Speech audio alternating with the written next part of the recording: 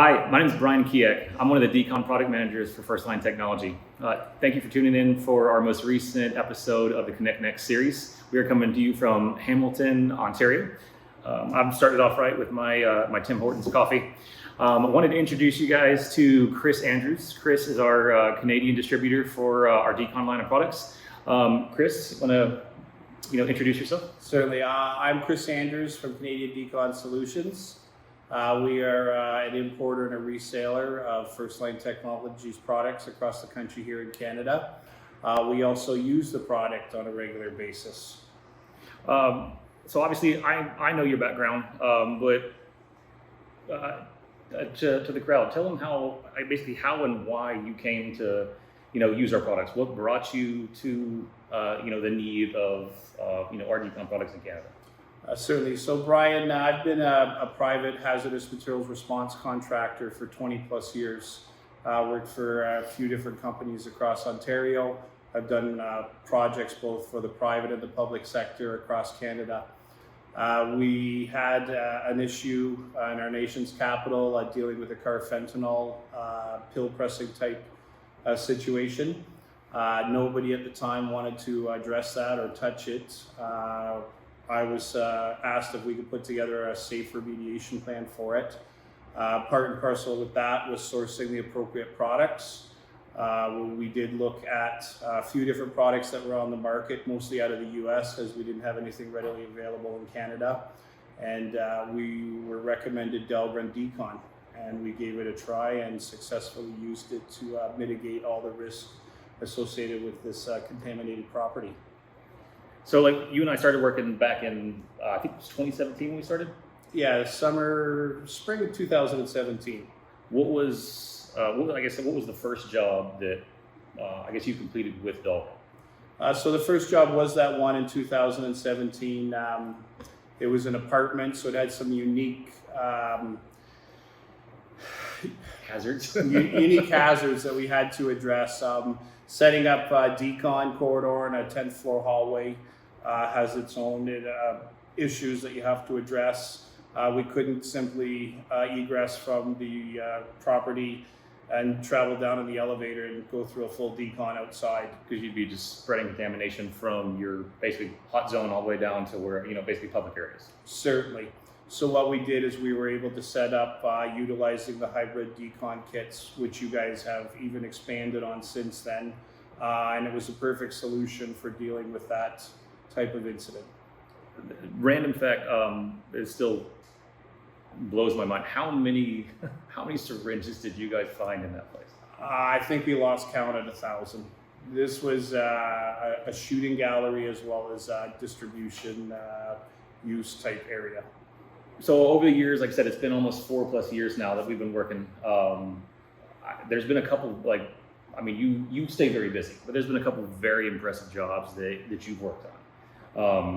I've got one that comes to mind, but any of the notable jobs that stand out for you that you can mention on? I know some of them are, kept slightly classified just because of the nature of them, but any of the ones that you can mention public-wise? Certainly. So we did respond to and remediate one of the largest carfentanil seizure in Canadian history to date. I think it was also, as far as I'm aware, I think it's actually the largest in North America. Possibly. So there was some issues with this, the property, accessing the property, finding the appropriate products to use and how we would mitigate it. This was a full-blown pill pressing and packaging with distribution throughout Canada. And I believe we're speaking of the same one. Is this the one that was found through the CO alarm? A carbon monoxide alarm was triggered at a residence east of the Greater Toronto area. And it was for background on it, so it was a upstairs unit that I guess FD responded to for CO alarm, and then they needed to go downstairs to check the bottom unit, and fire and police eventually found I think it was totaled out to be 42 kilograms of pure carfentanil. Approximately, yes. First responders, as no two situations are always the same, and they always have to be aware of what they might stumble upon. While investigating the carbon monoxide alarm, obviously the first place they go is to the basement, check for sources, air monitoring. While they were doing their job, they came across these pill pressing machines, as well as there was 30 plus illegal handguns also found. So at that time, they addressed the carbon monoxide gas issue, evacuated the house, and then notified law enforcement. From there, law enforcement stepped in and proceeded with what they had to do to address the situation.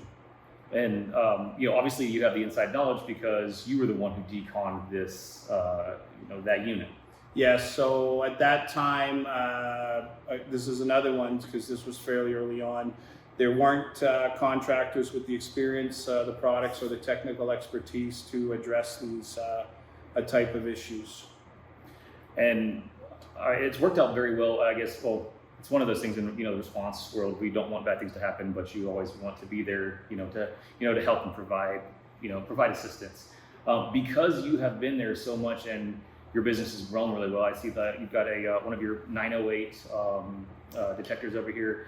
You've basically grown your company and your presence in the industry. So now you are outsourced for continuous high-level calls. And I'm seeing now. Tell us what's a day like with Canadian Decon Solutions? I know I talk to you often, so I know that this is not a set schedule. But what kind of calls and what type of responses are you called out for? I know you even you're basically even on loan for basically rapid response for organizations around here because of your detection and decon capabilities. But what's a regular day like? Regular day, generally we're doing recovered stolen vehicles. We'll process, for example, inspect, needle sweep, sharp sweep, test, confirm if there is narcotics contamination, as well as any biohazardous risk associated with narcotics use. Hepatitis, tuberculosis, HIV is a big concern.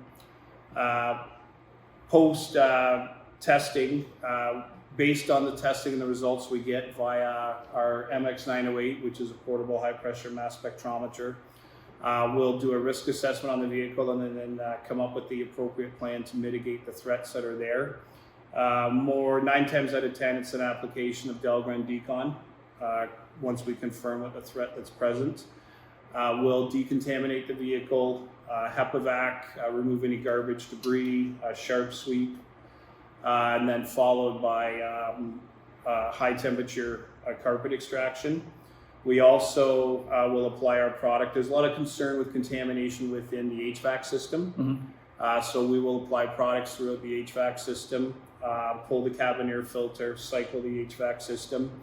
We recently acquired, it's the first technology that we've seen where we can actually test for aerosol, fentanyl, aerosol narcotic type threats. So that's our day-to-day. We also do crime scene cleaning, trauma scene cleaning. So we'll get called to address biohazard threats, along with supporting law enforcement. Generally post-action, they'll execute a search warrant, or if they come across an illicit material that they can't perhaps identify, they will call upon us, either bring samples direct to us, or we will go and sample for them in a controlled environment.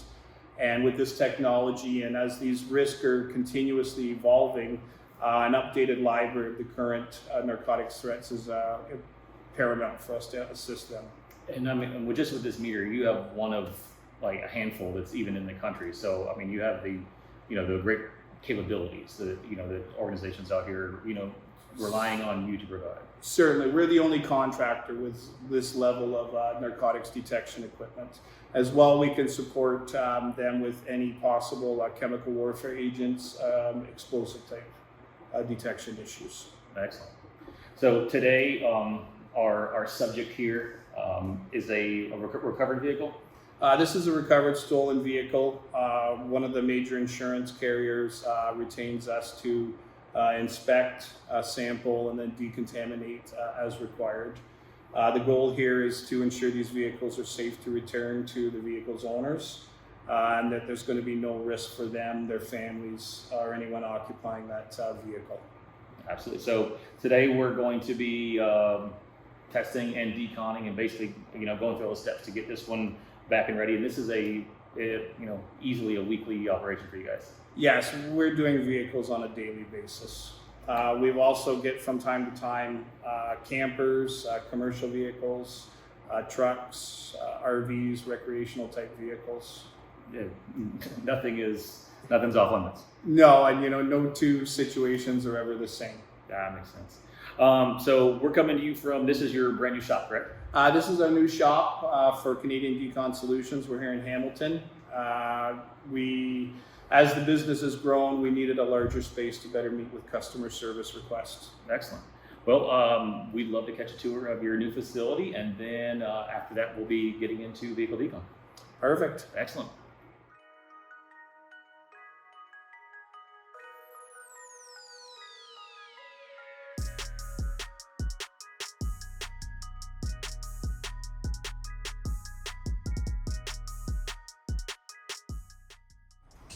Okay, so one of the first steps with a vehicle is we'll remove garbage. I start going through the vehicle.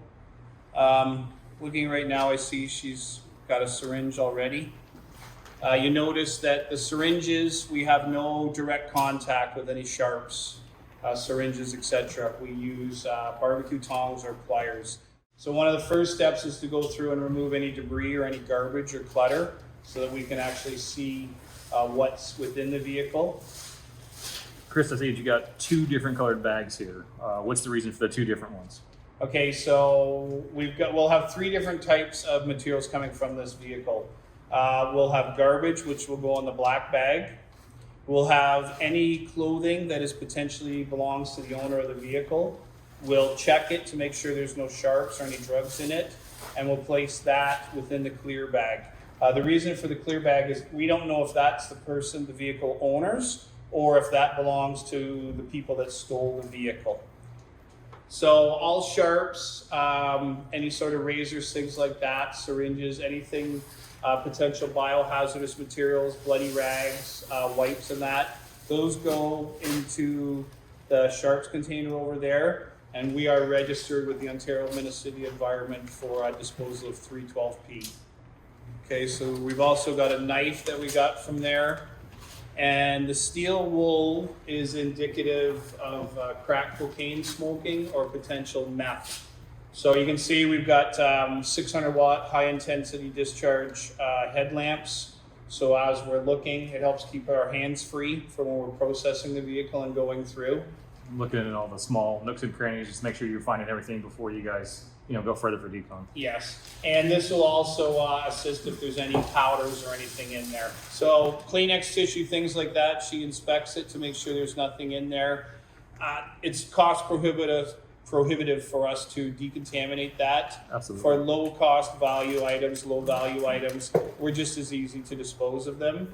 And judging by what I've seen at this point, when we sample, we're going to get positive hits. It's just a matter of what are we dealing with. Absolutely. The biggest threat right now, or the biggest concern, is the sharps that we're finding. We do have naloxone on handy. We've got both the nasal and the intermuscular. We're all trained, all Canadian Decon Solutions personnel are trained on how to administer it should the need arise.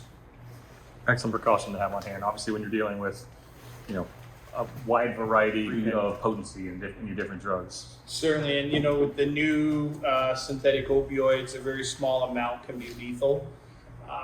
Personally, one of my biggest, we can address the opioid issues via the naloxone or Narcan. The biggest fear I personally have is, a syringe with HIV, hepatitis, etc. So from here, you guys are just going to do a methodical search, continuing basically starting from on this vehicle from the back and just all the way around the vehicle in a circle to complete your step one, initial cleaning and inspection of the vehicle. Yes, so step one is the inspection, and then it'll be sampling. Sampling is paramount because sampling tells us exactly what the contamination is. We sample 16 high touch points within the vehicle. Okay. And then based on that, we might have 50% of the samples come back hot. We might have less, we might have more. Based on that, then we'll decide on our next step on how we're going to proceed Perfect. with decontamination. Yeah, absolutely. So yeah, you don't come in here with just a one-shot wonder plan. You basically tailor your decon based on, what you found in the evidence. Certainly, and that's what we base our risk assessment on. And as you know, also, Brian, we can do this in the field on the road, but it's optimal when we can do this in our shop in a more controlled environment. Absolutely. As you can see, within a vehicle, there's a lot of nooks and crannies, seats that fold open, seats that fold down. We will move the seats all the way forward. We will remove the seats all the way back. In some cases, we'll actually remove the vehicle seats depending on the extent of contamination. We have had some vehicles where, 200-300 syringes within a vehicle. What we're seeing here is going to be chronic drug use. I'm not seeing any of the signs of narcotics dealing. We will see scales in addition to this. Everything that I'm seeing on the table right now indicates to me that this was a chronic drug user, a drug addict that stole this vehicle for whatever reason and has been injecting. So we get another syringe there. Now, when it comes to vehicles, there's no standards in Canada. I'm not sure if you have this in the States, but there's no standards for air quality or anything in a privately owned vehicle. In a commercial work vehicle, where it's an employee or work vehicle, then workplace health and safety guidelines can come in place to ensure that it's safe. So we have no guidelines to follow. We decontaminate to zero, to non-detect. So now you're starting the sampling process. Yes, and we sample the vehicle. As I said before, we're going to be disposing of contents from there. And the vehicle is what's going to get returned to the insured, and we want to ensure that the vehicle is safe for them to occupy.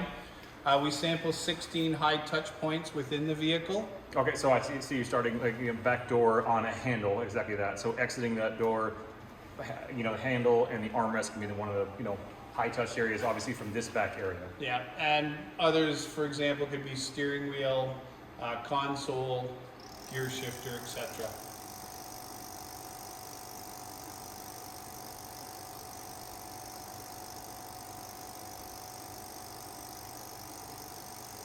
So the sample's gone into the MX908.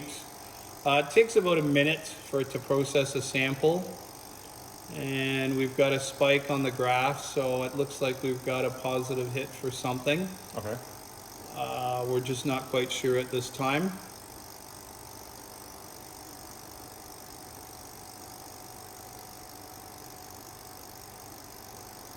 What'd you come up with? We have a positive alarm for methamphetamine. So car is, already on your first sample, this vehicle is definitely contaminated with, Yes. Now, there could be different levels of contamination, but based on the materials that we recovered from the vehicle. So we record the sample number, the date, the time, and it's all logged on the MX908. Okay. But we're going to continue all of our samples because that'll give us an idea of the actual extent of contamination. Okay, excellent. All right, so we just finished up sampling. What did you come across? So sampling results for this vehicle via MX908 high pressure mass spectrometer came back with positive hits for methamphetamine, cocaine, hydrocodone. We also had gabapentin, which is something new that we haven't previously seen before. You had mentioned that you came across it previously with your medical background. Yeah, I've run across it in the back, and they use it in anti-seizure as well as I believe it's also treated in kind of unknown nervous systems disorders. And so, yeah, it fits in with the the class of drugs and paraphernalia that you found. So we're going into next step. So we don't have you didn't find anything on the fentanyl synthetic opiate side. So able to dress down a little bit in the PPE. Yeah, so yeah, go ahead. Yeah, so we can adjust our risk assessment. So based on the findings, no fentanyl, synthetic opioids or analogs, we can downgrade to an N95 type mask. It's a little bit more comfortable for us to work. Our operator is still going to be in the Tyvek suit, gloves, etc. And the second step, or the next step for us to moving forward, is we're going to give the vehicle a HEPA vacuum. Okay. We're going to remove any gross contamination. So we've removed all the contents, garbage, things like that. Now we want to remove any soils, there's some dirt on the floor mats, etc. So that when we apply the Decon product, that we can make sure we get good surface contact.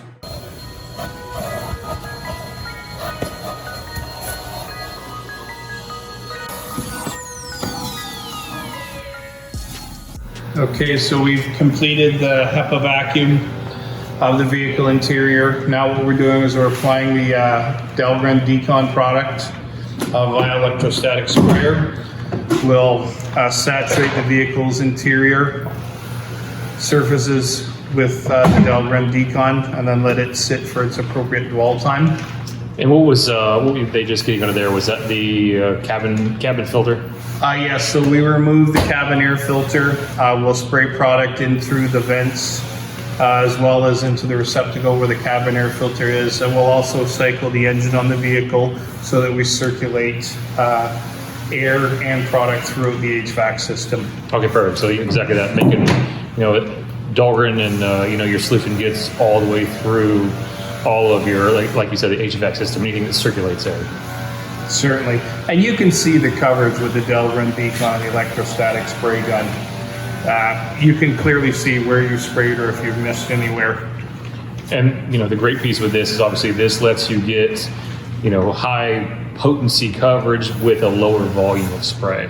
Certainly. Yeah, you're not soaking down the seats and having to deal with large volumes of liquid. Yes, and then this will be followed by high temperature carpet extraction of the vehicle's interior. Okay, and that's primary reason for that is you're getting basically the residual surfactant out, correct? Certainly, we want to remove any remedial or residue type product, via the high temperature carpet extraction. And once we're finished, we're making the car safe for the next step, so body shop mechanics will have to work on this. We're not detailers, we don't have those fine car detailing tools. Our goal here is to make the vehicle safe of any hazards. Yeah, so exactly that. This isn't like to be turned over, to the customer ready to, go back into normal operation, but this is certifying and, ensuring that the vehicle is going back safe to, basically on to the next step to the homeowner. Safe for the body shop to perform any required repairs. Excellent. Okay, so now we're just doing a quick wipe down of the residue. We want to ensure adequate contact with any potentially contaminated surfaces. So the next step in the process will be high temperature carpet extraction. We're going to clean the carpets, the seats, cloth seats, and any applicable surfaces. This is to remove any residual soap or surfactant left over from the decontamination product. All right, so Chris, our final step now, we are going to be doing our follow-up testing, and this is basically to confirm, cleanliness and effectiveness of Decon. Certainly. So this is what we call post-remedial sampling, as per what Amit likes to refer to as detect, decontaminate, confirm, and that's what we're doing in this case.